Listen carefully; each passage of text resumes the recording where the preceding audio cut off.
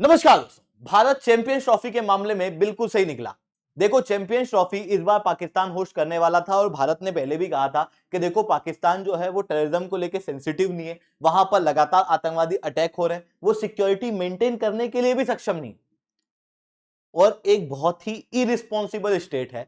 तो हम हमारे खिलाड़ियों को पाकिस्तान भेज के उनकी सिक्योरिटी के ऊपर खतरा नहीं डाल सकते और इसी कारण से भारत ने अपने खिलाड़ियों को पाकिस्तान के अंदर चैंपियंस ट्रॉफी खेलने से साफ मना कर दिया। फिर उसके बाद भारत के लिए एक नया वेन्यू डिसाइड किया गया और कहा गया कि भारतीय खिलाड़ी जो है वो दुबई के अंदर खेल लेंगे।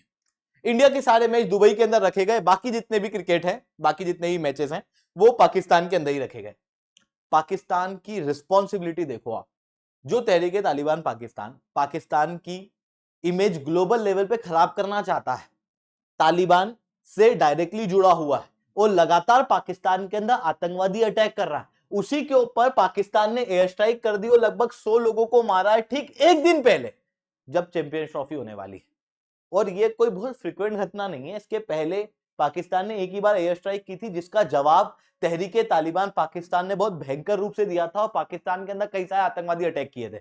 अब पाकिस्तान ने ये जो हरकत की है इसकी वजह से ग्लोबल लेवल के कई सारे खिलाड़ी जो पाकिस्तान के अंदर हैं उनकी सिक्योरिटी के ऊपर एक बड़ा खतरा मंडरा रहा है। अब यहां पर किस तरीके से सारे डेवलपमेंट हो रहे हैं मैं शुभेंदु चौहान डिटेल में आप लोगों के साथ में चर्चा करूंगा, बट उसके पहले आप लोग मेरे साथ में एसआरसी 10 टेलीग्राम ग्रुप के ऊपर जुड़ सकते हो। मेरे क्लास की अपडेट, पीपीटी, पीडीएफ सब कुछ आपको हमें मिल जाएगी। यूपीएससी सीएससी की तैयारी करना है, इंडिया के टॉप एजुकेटर से ऑफलाइन क्लासेस के अंदर पढ़ना है तो आप लोगों के पास में अच्छा मौका है। अनअकैडमी केवल ऑनलाइन नहीं रहा, अनअकैडमी ऑफलाइन भी आ चुका है। दिल्ली करोल बाग, मुखेरिया के अंदर, प्रयागराज के सिविल लाइंस, बिहार के पटना के अंदर ऑलरेडी हमारे सेंटर्स खोले जा चुके हैं। अगर आप जुड़ना चाहते हो तो आप डायरेक्टली जुड़ सकते हो, ये कॉन्टेक्ट नंबर है, इसके ऊपर आप कॉल कर सकते हो। इसके अलावा अगर आपको वन ऑन वन मेंटरशिप चाहिए तो भी आप इसी नंबर पे कॉल कर सकते हो। साथ में करंट अफेयर्स की मैगजीन, प्रीवियस ईयर के क्वेश्चन, एनसीईआरटी के नोट्स की समरी, प्रीलिम्स के मॉक टेस्ट अगर आपको फ्री ऑफ कॉस्ट डाउनलोड करना है तो नीचे डिस्क्रिप्शन के अंदर मैंने लिंक दी हुई है, वहां से आप डाउनलोड कर सकते हो। चलिए दोस्तों, समझने का प्रयास करते हैं यहाँ पे क्या हुआ है। देखो, 19 फरवरी के दिन ये पूरा आप शेड्यूल देख सकते हो, पाकिस्तान और न्यूजीलैंड का मैच है, यानी कि आज, और अभी ये चल भी रहा है। जिस समय पे मैं मैच देख रहा था उस समय पे न्यूजीलैंड के 2 विकेट भी हो चुके थे। तो ये मैच चल रहा है 19 फरवरी के दिन। पाकिस्तान के अंदर चैंपियंस ट्रॉफी का ये पहला मैच है। पाकिस्तान ने इसके पहले कभी चैंपियंस ट्रॉफी होस्ट ही नहीं करी। आखिरी बार कोई आईसीसी टूर्नामेंट पाकिस्तान में होस्ट हुआ था वो 1996 का वर्ल्ड कप था। उसके बाद से 29 साल तक पाकिस्तान ने कुछ भी होस्ट नहीं किया। जब पाकिस्तान ने चैंपियंस ट्रॉफी होस्ट करने की बात की तो उस समय पर भारत ने आपत्ति जताई और भारत ने कहा कि पाकिस्तान इरिस्पॉन्सिबल स्टेट है और यहां पर आतंकवाद बहुत ज्यादा है जो कि खिलाड़ियों की सिक्योरिटी के लिए सही नहीं है। इसी कारण से भारत के लिए फिर एक अलग वेन्यू निर्धारित किया गया, क्योंकि भारत सरकार द्वारा क्लियर मना कर दिया गया था कि हमारे खिलाड़ी जो है पाकिस्तान के अंदर जाके नहीं खेलेंगे। बीसीसीआई की ऑब्वियसली आईसीसी के अंदर काफी पकड़ भी है, इस कारण से भारत के लिए एक अलग वेन्यू डिसाइड भी किया गया, दैट इज यूएई के अंदर। और भारत के आप जितने भी मैच है वो यूएई के अंदर देख सकते हो। दूसरी तरफ आप देखोगे तो अफगानिस्तान भी पाकिस्तान के अंदर आके ये चैंपियंस ट्रॉफी खेल रहा है और भारत ने बिल्कुल सही कहा था कि बहुत इरिस्पॉन्सिबल स्टेट है जहां पर आतंकवाद बहुत ज्यादा है। आप सोचो कि पाकिस्तान को कितने सालों बाद ये मौका मिला है कि वो एक आईसीसी टूर्नामेंट होस्ट कर रहे हैं। उनके ऊपर पहले ही आरोप है कि इनसे आतंकवाद समझ नहीं रहा, ये सिक्योरिटी को मेंटेन नहीं कर पाएंगे, अगर हमारे खिलाड़ी वहां गए तो वहां पर सिक्योरिटी नहीं रहेगी। मैच के ठीक एक दिन पहले पाकिस्तान क्या करता है, पाकिस्तान जाता है अफगानिस्तान के अंदर और एयर स्ट्राइक कर देता है तहरीके तालिबान पाकिस्तान के कई सारे खेमों के ऊपर। और आप सब लोग जानते हो कि तहरीके तालिबान पाकिस्तान एक बहुत ही नोटोरियस ऑर्गेनाइजेशन है जिसके द्वारा पाकिस्तान के अंदर कई सारे आतंकवादी अटैक पहले भी किए जा चुके हैं। आप क्लियरली यहां पर देख सकते हो, पाकिस्तान ने सबसे पहले शावल एरिया नॉर्थ वजीरिस्तान के अंदर एयर स्ट्राइक की। दूसरी तरफ क्लैशेस जो हैं वो तालिबान के साथ में भी इन्होंने करे लालपुर डिस्ट्रिक्ट के अंदर, जो कि आपको यहां पर दिखाई देगा। ऐसा ही अटैक आपको याद होगा कुछ महीनों पहले पाकिस्तान द्वारा किया गया था खोस्त और पख्तीका रीजन के अंदर, इसी तरीके से एयर स्ट्राइक की गई थी। उस समय पर 46 लोगों की डेथ हुई थी और इस बार तो और ज्यादा 100 लोगों की डेथ हुई है। जब पिछली बार एयर स्ट्राइक की गई थी तो उसके बाद तालिबान का रिस्पॉन्स आया और तालिबान ने पाकिस्तान की बॉर्डर के यहां पर अपने 15,000 सैनिक भेजे और यहां पर लगातार गोलीबारी जो है वो की गई, क्लैशेस जो है वो देखने को मिल रहे थे। तीसरी तरफ तहरीके तालिबान पाकिस्तान ने पाकिस्तान के अंदर जो आतंकवादी अटैक्स हैं वो बढ़ा दिए थे। पहले 10 महीनों के अंदर अंदर 2024 के अंदर 1566 टेररिस्ट अटैक हुए, जिसके अंदर लगभग 924 लोगों की डेथ हुई और 2121 लोग इंजर्ड हुए।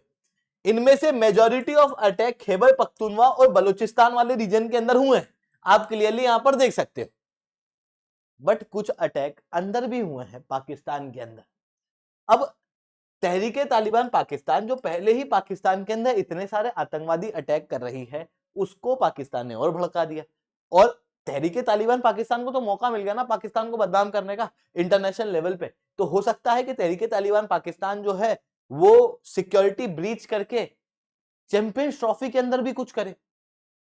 ये चीज को पाकिस्तान ने बिल्कुल भी कैलकुलेशन के अंदर नहीं रखा और पाकिस्तान ने एक बहुत बड़ा सिक्योरिटी ब्रीच ग्लोबल लेवल के प्लेयर्स के लिए किया है।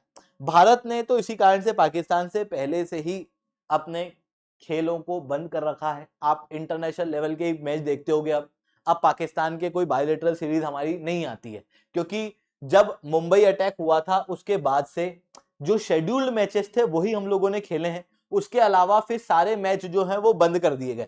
2007 में हम लोगों ने लास्ट टेस्ट सीरीज खेली थी और 2012 के अंदर बायलैटरल वाइट बॉल सीरीज जो है वो हमारी लास्ट खेली गई थी। उसके बाद से भारत और पाकिस्तान के बीच में कोई मैच खेला नहीं गया। इवन भविष्य के अंदर भी कोई प्लान नहीं है। 2027 तक आप देख सकते हो भारत और पाकिस्तान के बीच में कोई भी बायलैटरल सीरीज जो है वो शेड्यूल नहीं है। अभी तक शेड्यूल जो है वो 2027 तक का ही अवेलेबल है और तब तक कोई भी सीरीज शेड्यूल नहीं है। इवन भारत अब पाकिस्तान के अंदर जाके इंटरनेशनल लेवल के मैच भी नहीं खेलता। जैसे एशिया कप हो या चैंपियंस ट्रॉफी हो, अगर उसे पाकिस्तान होस्ट करेगा, भारत साफ मना कर देता है कि हम हमारे खिलाड़ियों की सिक्योरिटी का ब्रीच नहीं ले सकते और हम पाकिस्तान के अंदर जाके कोई भी मैच नहीं खेलेंगे। इसी कारण से, क्योंकि सीधी सी चीज है, बीसीसीआई का इन्फ्लुएंस जो है वो आईसीसी के अंदर ज्यादा है, इस वजह से क्या हुआ कि भारत के लिए एक अलग वेन्यू जो है वो निर्धारित किया गया दुबई के अंदर। ठीक इसी तरीके से पहले भी हुआ था।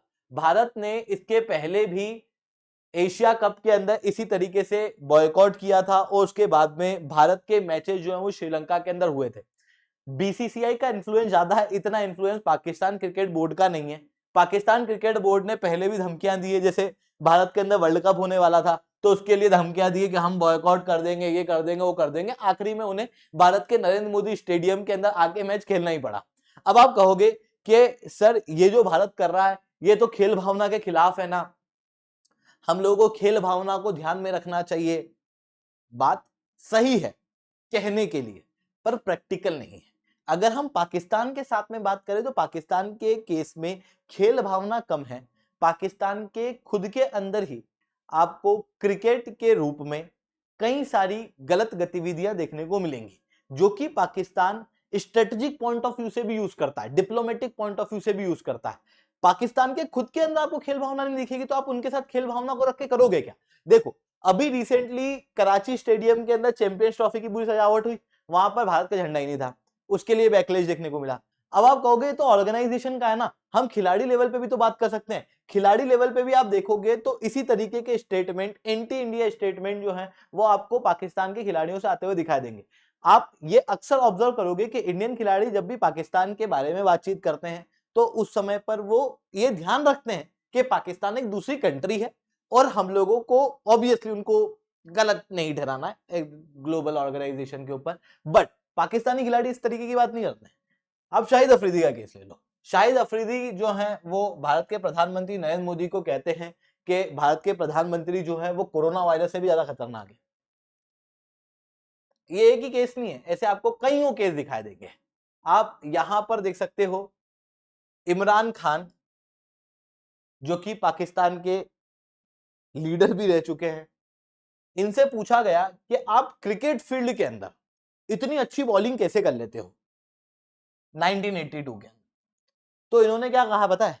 इन्होंने कहा कि जब मैं भारत के खिलाफ खेलता हूं ना तो whenever I play against India I don't treat it as a game, I think of Kashmir and treat it as a jihad. इस तरीके के स्टेटमेंट पाकिस्तानी खिलाड़ियों के देखने को मिलते हैं और ये कैप्टन्स है पाकिस्तान के। शाहिद अफरीदी, इमरान खान, ये तो लिस्ट के अंदर 2-4 नाम है, ऐसे आपको कईयों नाम जो हैं वो दिखाई देंगे। शोएब अख्तर जो है वो टू नेशन थ्योरी को प्रमोट करते हैं, और ऐसे और भी कई सारे खिलाड़ी जो है वो आपको देखने को मिलेंगे, क्योंकि पाकिस्तान के खिलाड़ियों की तरफ से ही खेल भावना नहीं है इंडिया की लेके। ऐसी कंडीशन में भारत भी यहाँ पर खेल भावना को बरकरार रखे करेगा क्या? और ऑब्वियसली पाकिस्तान के द्वारा जिस तरीके से भारत के अंदर आतंकवाद को प्रमोट किया जाता है, ऐसी कंडीशन में हम किसी भी तरीके के संबंध तब तक पाकिस्तान से नहीं रखेंगे जब तक कि वो आतंकवाद को कंट्रोल करने का पूरी तरीके से प्रयास नहीं करता। और उसी लिए भारत सरकार ने ये डिप्लोमेटिक रूप से भी उठा लिया कि अब हम तो क्रिकेट भी नहीं खेलेंगे। तो क्रिकेट को एक डिप्लोमेटिक मुद्दा बनाया गया है यहाँ पर भारत सरकार द्वारा पूरी तरीके से, ताकि पाकिस्तान जो है वो अपनी हरकतों को सुधार करे और पाकिस्तान की रियलिटी जो है वो ग्लोबल लेवल पे सामने आए। तो ये चीजें हम लोग को यहाँ पर देखने को मिल रही है। आई होप ये सारी बातें आपको समझ में आई होंगी। लेक्चर अच्छा लगा तो लाइक करना, लेक्चर बहुत अच्छा लगा नीचे 7 से 10 कमेंट करना। यूपीएससी सीएससी की तैयारी करना, इंडिया के टॉप एजुकेटर से ऑफलाइन क्लासेस के अंदर पढ़ना है तो आप लोगों के पास में अच्छा मौका है। अनअकैडमी अब केवल ऑनलाइन ही रहा है, अनअकैडमी अब ऑफलाइन भी आ चुका है। हमारे सेंटर्स ऑलरेडी खोले जा चुके हैं, अगर आप जुड़ना चाहते हो तो इस नंबर पर कॉन्टैक्ट कर सकते हो। इसके अलावा अगर आपको स्टडी मटेरियल प्राप्त करना है तो आप नीचे डिस्क्रिप्शन के अंदर मैंने लिंक दी हुई है, वहां से आप फ्री ऑफ कॉस्ट प्राप्त कर सकते हो। ठीक है दोस्तों, आज के इतना ही। That's all from my side. जय हिंद, जय भारत।